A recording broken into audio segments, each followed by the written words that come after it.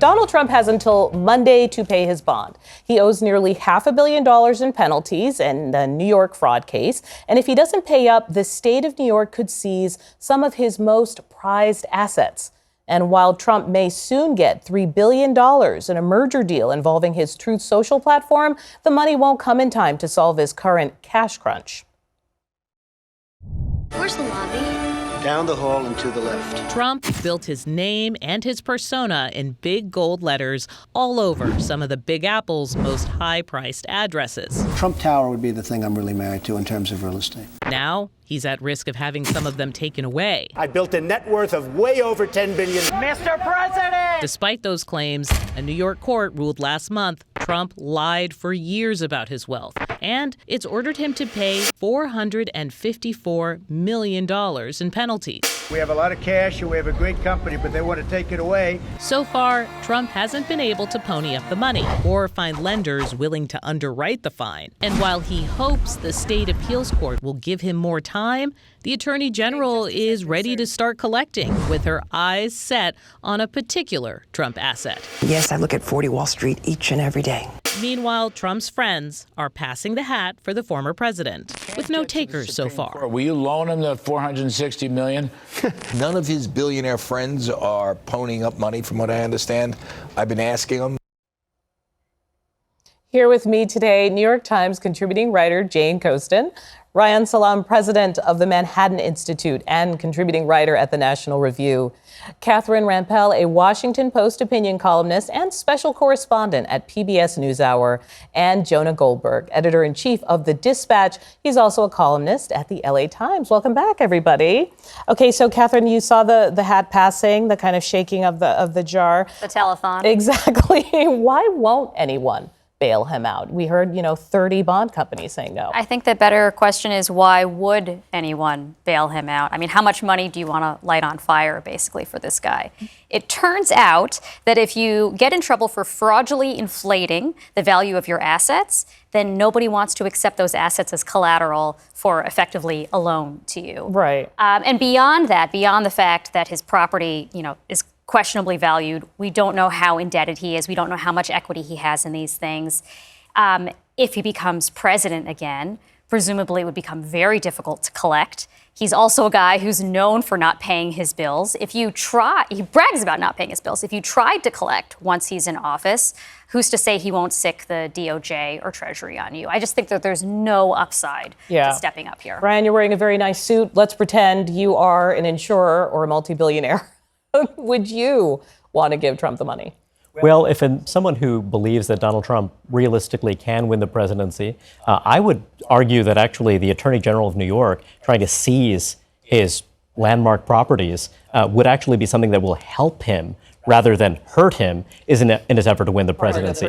Exactly. And also, look, another thing is that if I were someone who was going to make a, $500 million in-kind campaign contribution to a very controversial presidential candidate, I might think that the spotlight gets turned on me in terms of whether or not prosecutors in New York City, New York State, other blue jurisdictions might start looking at my finances and otherwise putting me under the microscope in a way that I might find uncomfortable. So it's not obvious to me that it would make sense. It's interesting. You're bolstering an argument from the Wall Street Journal because the editorial board calls the bond inflated. They say it denies him due process. So, Jane, from your point of view, does this play into his ongoing argument, this is a persecution, this is a witch hunt, this is going after me unfairly? Donald Trump losing at tiddlywinks would play into his argument that he's being treated unfairly. Anything can be part of an argument that he is being treated unfairly. So I think that... But is seizing his property is the right move?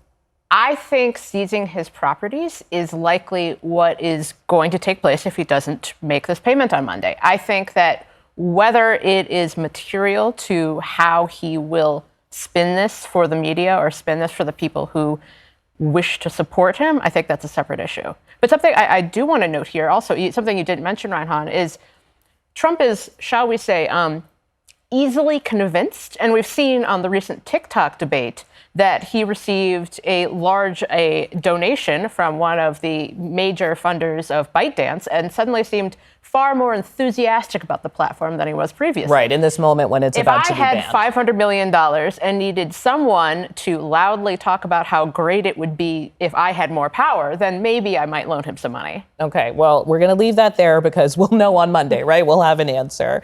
That's his number one legal problem. Let's turn to his number two problem, which is his number two pick, running mate.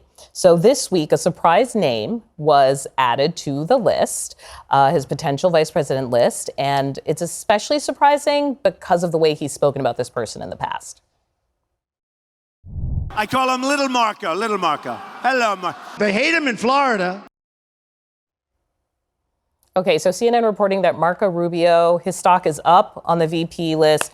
Jonah, okay, that face. How do you feel about this choice? I think it's kind of sad. I think it's not entirely surprising. I don't think the fact For Rubio or for Trump? It's more for either. You know, I think that Rubio, you know, he came to Washington as a Tea Party guy, and now he's basically sort of a,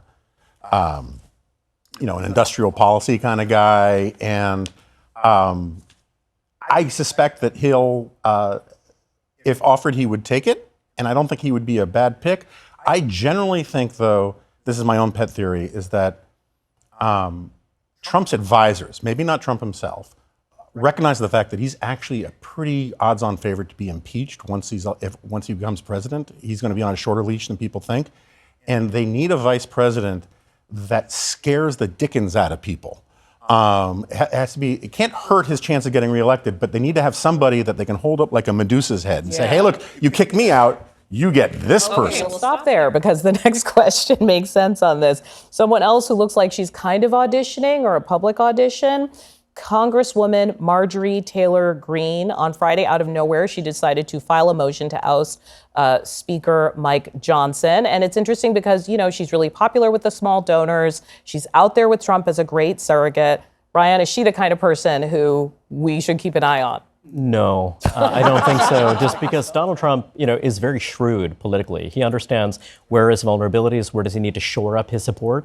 And Marjorie Taylor Greene speaks squarely to folks who are going to crawl over broken glass to vote for him in November. What he's going to do is find who are folks that he can draw into his coalition rather than find someone who's going to repel people that he might need in those 7 swing states. Right. Part of this is who, going by the old metrics or the Trump metrics of who to choose. Lightning round. Who do you think he should pick, but who do you think he will? Jane. I think he will pick someone like Governor Kristi Noem, someone who is a face, quite literally. He likes people who are attractive and presentable. She is a... And will? And will... I'm out of the predictions game. I gave that up 8 years ago. Respect. Out of the game. Catherine, you should, will. I was going to say probably both should and will Kristi Noem. For similar reasons, although I would also add that it might be helpful at a time that the Republican Party is facing challenges with suburban white women voters. You know, in the wake of Dobbs, having a woman on the ticket might be helpful. All right, Donna, should, will? So should would probably be someone like Tim Scott or Marco Rubio. Will probably someone like Nancy Mace, who fits that sweet spot of being appealing to women voters, or at least that will be the theory, but also scary enough that people aren't going to want her to be president of the United States. Okay, lots of times to talk more about this.